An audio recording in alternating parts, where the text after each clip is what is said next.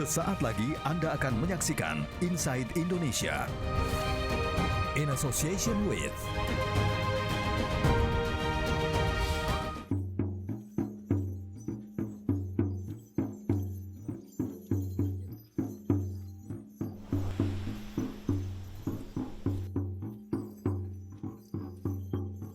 Rangkaian keindahan tanah Indonesia memang tidak pernah ada habisnya. Deburan ombak pantai Paal Likupang membuka perjalanan saya di wilayah yang disebut Bumi Nyiur Melambai, Sulawesi Utara. Tak heran nama tersebut dijuluki untuk wilayah penghasil kelapa ini. Hamparan pasir putih, jernihnya air laut, dengan bukit-bukit yang bergandengan menjadi penunjuk jalan saya menikmati indahnya pesona Likupang. Sebagai destinasi pariwisata super prioritas atau DPSP, daftar tempat untuk mengenal alam di Likupang seperti tak ada habisnya. Pantai Pulisan menjadi daftar wajib yang saya kunjungi. Ombak di sini sudah cukup besar di pagi hari. Selama pandemi, Pantai Pulisan memang lebih sepi, namun tidak mengurangi kenikmatan saya berwisata ke sini. Begitu juga Bukit Pulisan. Dari atas, kamera mata saya merekam pesonanya dengan berjalan di antara ilalang dan bebatuan bukit, menikmati semilir angin dan hangatnya sinar matahari Pulisan.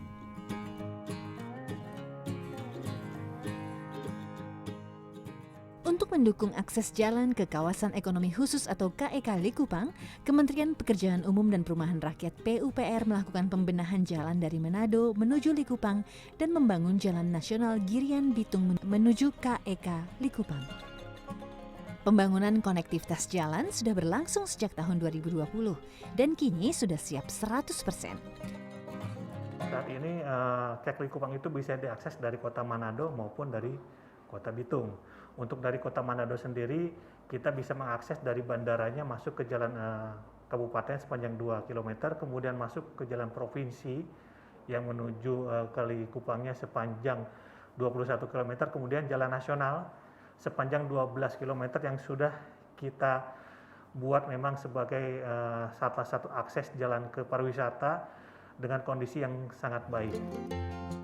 Pemerintah juga membangun bundaran KEK Likupang yang nantinya akan dijadikan gerbang utama kawasan Pulisan Bay. Nantinya, bundaran KEK akan menjadi akses menuju ke penginapan yang saat ini tengah dalam penataan kawasan.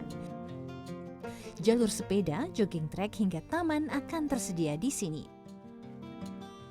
Dengan pembangunan dan pembenahan jalan yang baik, waktu tempuh perjalanan dari Manado menuju Likupang menjadi lebih cepat, yakni dari 1 jam menjadi hanya 40 menit. Dengan akses jalan yang baik diharapkan dapat membantu pula mobilitas masyarakat setempat. Jadi dulu tidak ada jalan begini, hanya lumpuh pecerang. Sekarang sudah terbantu dengan jalannya lebar ini, Bu. Kami termasuk masyarakat termasuk senang dapat jalan lebar. Sebagai wilayah yang banyak memiliki pantai, warga Likupang mayoritas bermata pencaharian sebagai nelayan dan pelaku pariwisata. Guna membantu pelaku pariwisata setempat dan mendorong fasilitas penginapan, PUPR membantu membangun homestay atau penginapan di rumah penduduk bertemakan Rumah Adat Minahasa. Ya, kita ini lebih kepada bagaimana kita menjaga alam, bagaimana mengolah semuanya itu dengan tidak merusak lingkungan.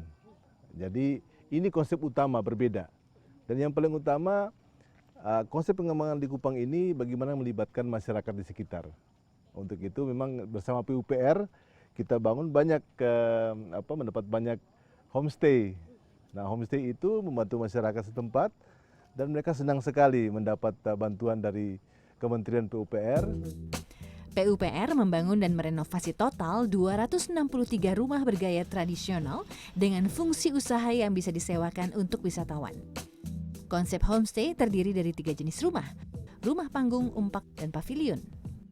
Pavilion itu sendiri dia memanfaatkan space rumah, dalam hal ini contoh ya, ada ruang tamu atau kamar tamu yang masyarakatnya itu bersedia untuk ditingkatkan menjadi fasilitas hunian untuk homestay. Kalau untuk rumah panggung dan umpak sendiri dia bagi masyarakat yang punya space halaman yang besar ataupun kami sediakan yang umpak. Nah, untuk panggung sendiri tidak perlu punya space halaman yang besar, tapi penghuninya atau tamunya itu di lantai atas, penerima bantuannya PB-nya ada di lantai bawah.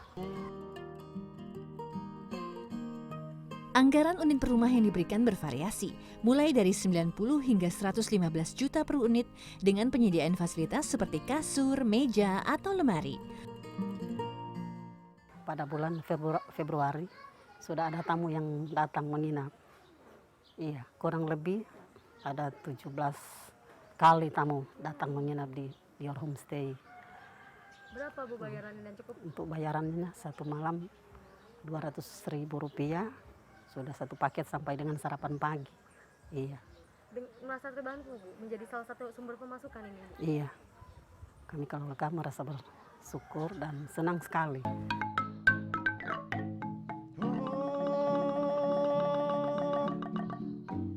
Minahasa tempat lahir. Kearifan lokal sangat kental di Likupang. Tak hanya wisata, penginapan, tapi juga budaya musiknya. Suara alat musik tradisional khas Minahasa ini sudah terngiang di telinga saya ketika mendengar kata Sulawesi Utara. Barisan kayu cempaka yang memantulkan bunyi bak piano ini menghasilkan harmoni suara yang menyatu dari keenam alat musik kolintang. Halo Bang Yofi. Halo juga. Keren sekali nih Bang. Bang, boleh dijelaskan ini berarti alat musik kolintang ini khas dari Minahasa. Khas Minahasa, ya. Ada 6, ini setnya apa aja nih memang? Seperti 6 set bentang ini atau bagaimana? terdiri dari satu melodi, ini. Oke. Lalu gitar 1, gitar 2, pengiring 1, dan pengiring 2. Lalu bass. Seperti band juga ya? Iya, Bang, seperti ya? itu. Biasa musik ini digunakannya untuk acara-acara apa nih Bang? Pada umumnya mah kulintang ini kan digunakan untuk acara-acara tradisional budaya, mewakili dari budaya etnis Minahasa. Bernyanyi diiringi musik kolintang pun membuat saya jatuh cinta akan budaya Minahasa. Para pemusik kolintang berharap generasi muda dapat terus melestarikan bahkan memadukan musik kolintang dengan musik modern agar kebanggaan akan tanah lahir Minahasa dapat terus bersenandung di tanah air bahkan mancanegara.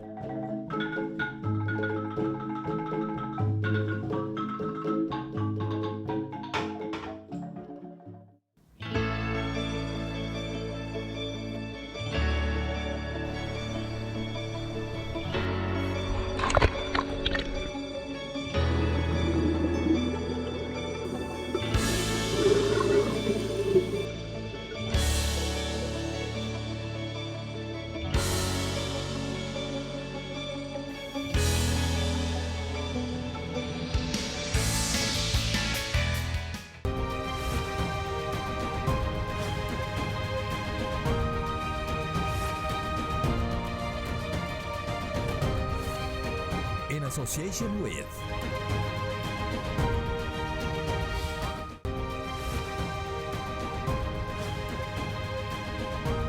sesaat lagi Anda akan menyaksikan Inside Indonesia. In association with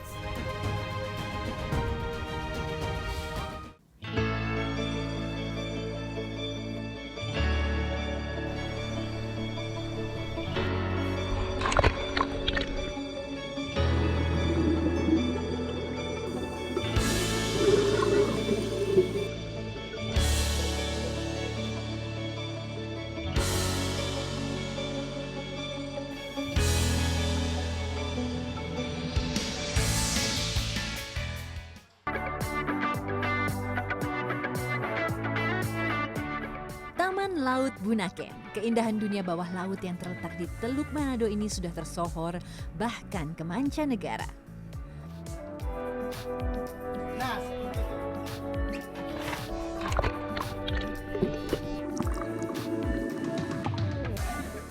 Berada di kedalaman 4-10 meter, saya sudah bisa melihat dunia Laut Bunaken. Semakin dalam, semakin takjub. Warna-warni ikan berlatarkan terumbu karang memanjakan mata. Ikan badut berwarna oranye pun menyapa saya di kediamannya, anemon laut. Beranjak ke dive selanjutnya, muka kampung dengan pesona hanging wall yang tak tahu seberapa dalam dasarnya. Hanging wall menjadi tempat makan idaman para hewan laut. Schooling fish atau ikan yang berkelompok menari-nari ke kiri dan ke kanan dengan warna silver kekuningan. Hawksbill turtle atau penyu sisik yang terancam punah pun kami dapati di sini. Green sea turtle atau penyu hijau dengan panjang kurang lebih 1,5 meter mengagetkan saya dengan wujudnya yang luar biasa. Setelah terhipnotis di dunia bawah laut, saya pun kembali naik. Keindahan wisata Laut Bunaken memang menjadi perhatian Dinas Pariwisata setempat dan sedang diadaptasi dengan kondisi new normal. Setelah laut, saya ingin mengenal daratan seluas 8 km persegi, Pulau Bunaken. Satu fakta menarik pun terkuak, karena dikelilingi laut, Bunaken cukup sulit mendapatkan air tawar untuk keperluan sehari-hari ataupun air baku. Untuk membantu tersedianya air tawar, Kementerian PUPR Balai Wilayah Sungai Sulawesi I hadir dengan membangun 6 penampungan air hujan pada 2020 di Bunaken.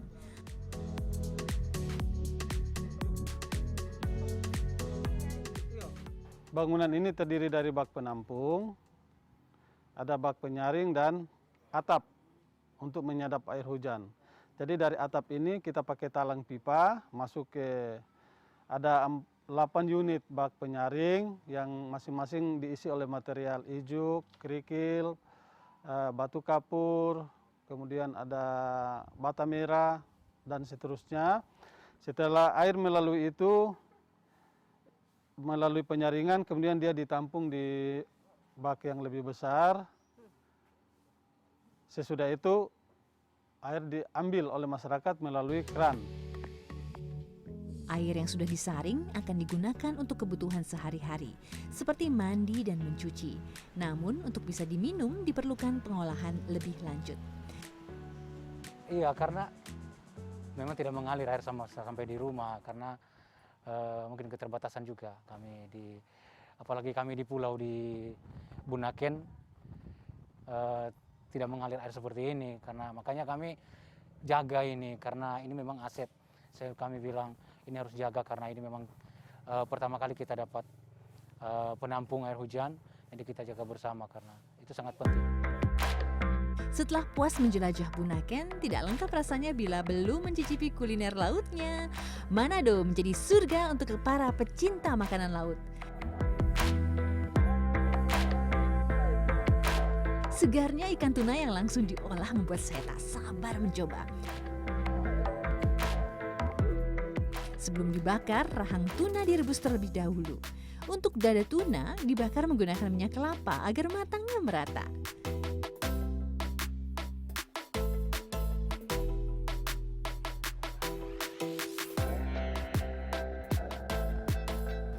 Ya, kata teman saya kalau berkunjung ke Manado jangan lupa mencoba tunanya, terutama nih ya, rahang tuna. Wow. Saya juga di sini coba. Ada dada tuna. Dan memang kalau orang Manado ini tidak jauh-jauh ya dari rasa pedas. Nah, ini paling pas sambil minum jus sirsak campur buah naga.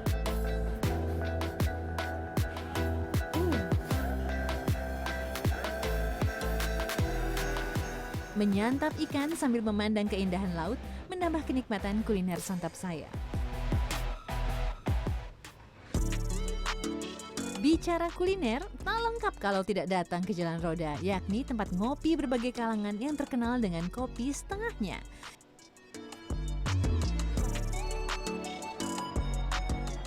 Halo Ibu, kopi setengahnya satu. Saya memesan di rumah kopi Pak Saleh yang sudah ada sejak 1975. Pembuatannya pun menarik, masih menggunakan arang untuk merebus air.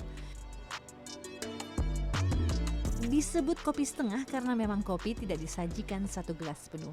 Hal ini karena pembeli yang biasa berpindah dari satu tempat ngopi ke tempat ngopi lain di Jalan Roda. Namun karena sudah kenyang dan ingin tetap memesan, maka dipesanlah kopi setengah. Harganya pun berbeda untuk kopi hitam setengah seharga Rp4.000. Namun jika satu gelas Rp7.000. Manado memang memiliki cerita menarik, tidak hanya di secangkir kopi, melainkan di setiap sudut kotanya. Kuliner, kearifan lokal hingga keindahan wisata melekat di ibu kota Sulawesi Utara ini.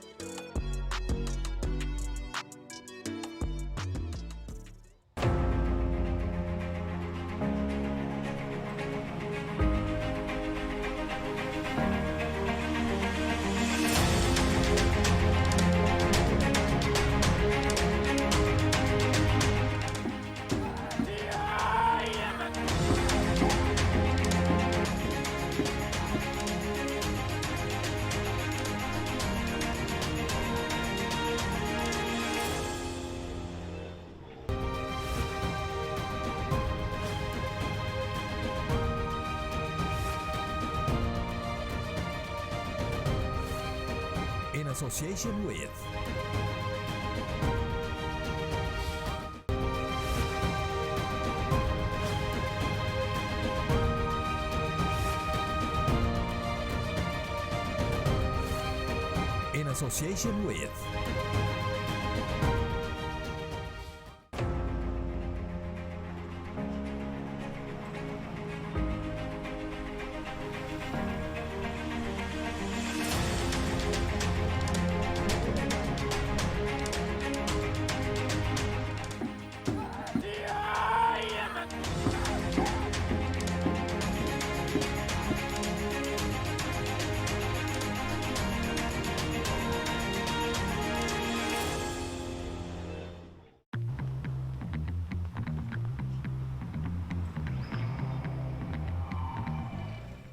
Aktivitas warga di dermaga sudah ramai terlihat di pagi hari.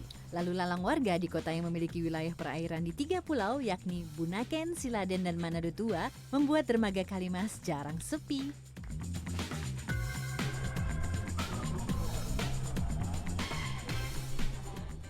Tidak hanya perairan, wilayah Manado juga dikelilingi perbukitan dan barisan pegunungan. Dengan geografisnya tersebut, Manado merupakan dataran rendah yang banyak dijadikan tempat bermukim warga Sulawesi Utara. Manado terletak di utara Pulau Sulawesi dengan luas lebih dari 15 hektar dan beriklim tropis. Dengan kondisi geografis dan curah hujan cukup tinggi di akhir tahun, Manado sempat dilanda banjir besar.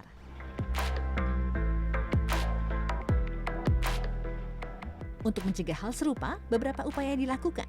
Salah satunya, PUPR membangun bendungan kuil Kawangkoan.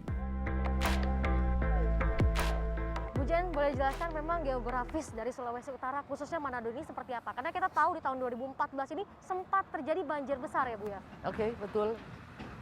Jadi kota Manado itu memang letaknya di Teluk Manado, di daerah yang agak datar, dan dikelilingi oleh bukit-bukit. Berpotensi banjir karena banyak sungai yang bermuara di kota Manado. Dan potensi banjir yang paling besar adalah Sungai Tondano.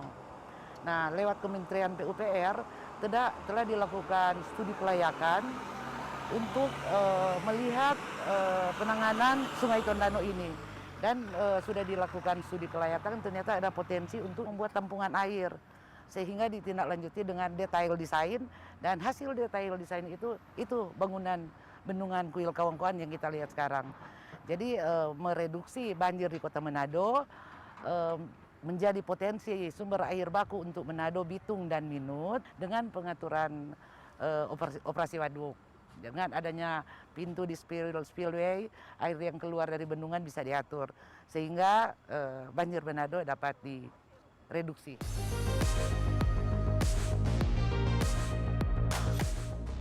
Dengan sangat memperhatikan ketahanannya, progres pembangunan bendungan paket 1 dan 2 telah mencapai 93%, sementara paket ketiga baru akan dilelang.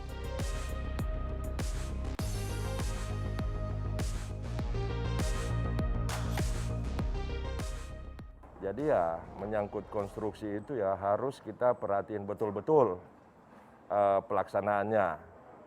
Nah, apalagi bendungan ini adalah dengan tipe earthfill atau timbunan urugan tanah dengan inti tegak, dan kemudian di cover dengan batu atau biasa kita sebut boulder pada bagian upstream dan downstreamnya, di mana lebar atas dari bendungan ini adalah 11 meter. Bendungan ini dapat menampung sekitar 23 juta meter kubik air. Pelaksanaan pembangunannya pun diawasi dan dibimbing oleh Komisi Keamanan Bendungan.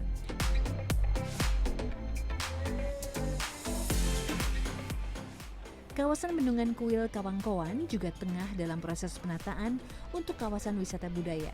Terdapat gedung serbaguna yang nantinya digunakan untuk berbagai event atau perhelatan budaya dengan konsep gedung berbentuk burung hantu atau burung mahoni yang merupakan lambang dari suku Minahasa. Memang ada kawasan untuk wisata.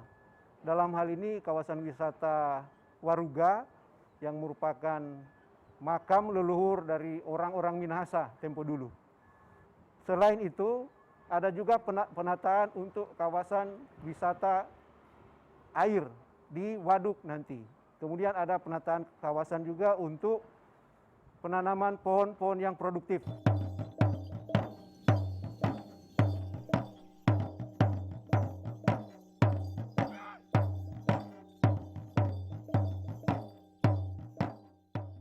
Kawasan Bendungan Kuil Kawangkoan sangat mementingkan wisata budaya karena suku Minahasa sangat kaya dengan tradisi, seperti tari kawasaran. Tari kawasaran adalah tari para leluhur terdahulu yang diangkat dari upacara adat. Kawasaran berasal dari kata kawak yang artinya melindungi. Asaran itu berlaku seperti. Jadi kawasaran berarti berlaku seperti para leluhur, menjadi pelindung negeri dan kehidupan.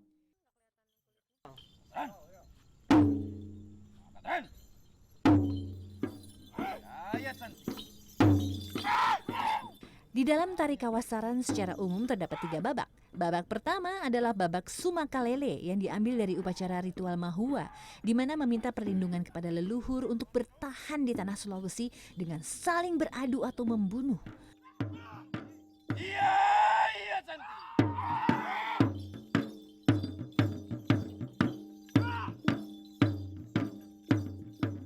Babak kedua, Kumoyak, yang diangkat dari upacara kematian dengan gerakan mengacung-acungkan pedang. Ini menggambarkan ketika kepulangan pasca perang dengan membawa kepala musuh, kemudian diletakkan di tanah dan menari melingkarinya untuk mendoakan ketentraman jiwanya.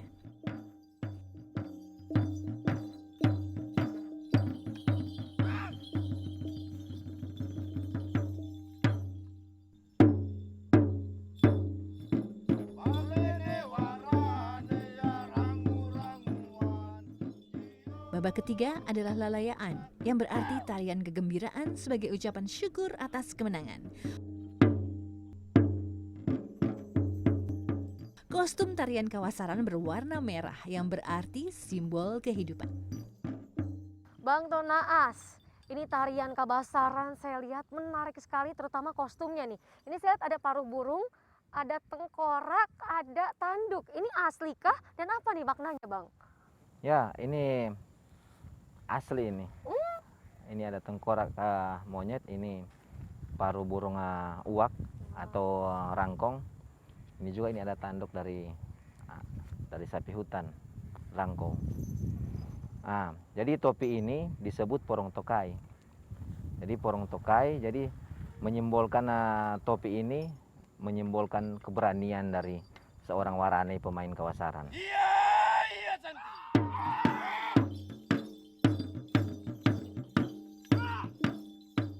Aksesori dan gelang yang digunakan merupakan peninggalan leluhur yang berusia ratusan tahun. Batu mulia yang digunakan sebagai kalung melambangkan kesakralan dan tidak boleh dipegang oleh perempuan. Menurut cerita leluhur, jika wanita menyentuh atau memakainya, bisa berakibat sakit hingga kematian.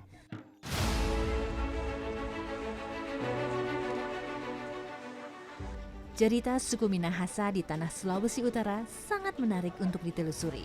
Bagaikan cerita dongeng, namun di dunia nyata. punya segudang pukau dan rahasia.